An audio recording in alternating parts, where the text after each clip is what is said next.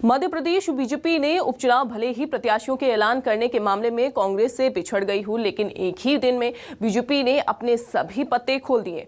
गुरुवार सुबह प्रत्याशियों के नाम से बादल छटे तो वहीं दोपहर होते होते चुनावी रणनीति का भी ऐलान कर दिया और अब कांग्रेस चुनावी मैदान में बीजेपी से पिछड़ती दिखाई दे रही है।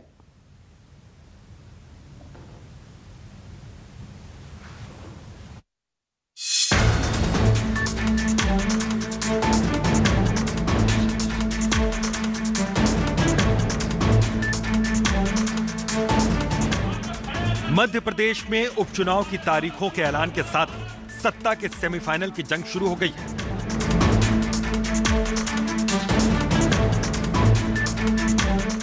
सत्ता के सेमीफाइनल की जंग इसलिए क्योंकि इस उपचुनाव में मिली जीत हार कांग्रेस और बीजेपी के लिए 2023 विधानसभा चुनाव की तस्वीर साफ कर देगी।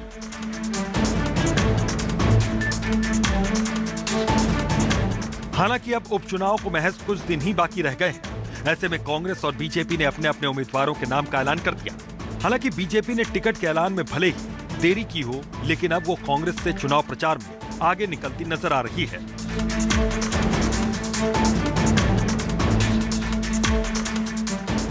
बीजेपी ने 15 अक्टूबर तक अपना चुनावी कैलेंडर भी जारी कर दिया, जिसमें संगठन से लेकर मुख्यमंत्री शिवराज सिंह चौहान चुनावी घमासान में पार्टी के लिए वोट मांगते नजर आएंगे।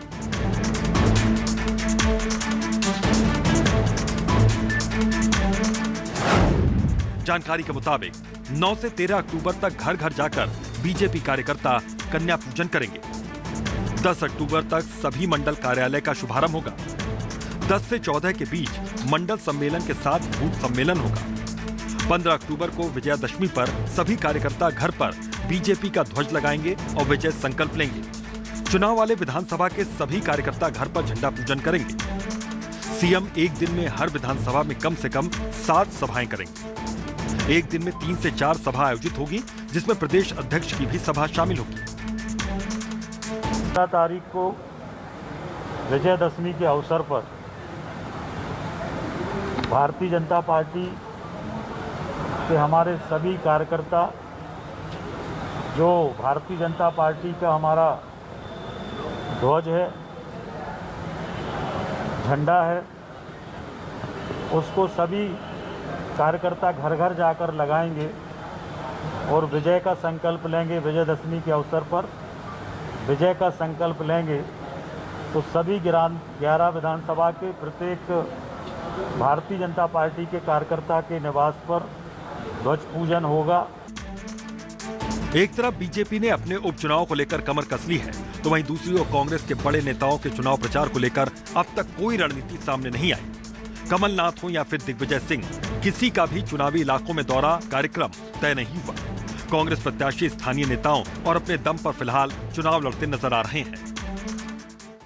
कांग्रेस का आप देश में हाल देख रहे हैं, वहाँ पे टुकड़े टुकड़े हुई जा रही है। फिर चाहे पंजाब की बात करें, राजस्थान की बात करें, छत्तीसगढ़ की बात करें, सब जगह वही हाल है। वही मध्य प्रदेश में है। आज इनके कांग्रेस के नेता नदारद हैं। हम शुरू से ही कहते थे कि ये प्रवासी पक्षी हैं। विश्व की सबसे बड़ी पार्टी होने का ढोंग रचते हैं, मिस कॉल से पार्टी बना लेते हैं और इसके बाद जो है बातें करते हैं कि साहब जो है कमलनाथ जी प्रवासी पक्षी हैं। कमलनाथ जी इस धरती के आदमी हैं, इस हिंदुस्तान के नागरिक हैं और यहीं पर जो है उन्होंने 2018 में इस पार्टी को धूल चटाई, फिर से चटाएंगे। कांग्रेस एक बार फिर उपचुनाव में बिखरी बिखरी नजर आ रही है। कांग्रेस नेता दावा कर रहे हैं कि जल्द ही उनके बड़े नेता चुनावी मैदान में प्रचार करते हुए नजर आएंगे। हालांकि अब देखना होगा कि कब तक कांग्रेस के नेता चुनाव मैदान में कूदते हैं, क्योंकि समय अब काफी कम बचा है। उपचुनाव में बीजेपी ने एक ही दिन में अपने सभी पत्ते खेल दिए। सुबह प्रत्याशियों का ऐलान कर दिया और दोपहर होते होते चुनावी कार्यक्रम का भी।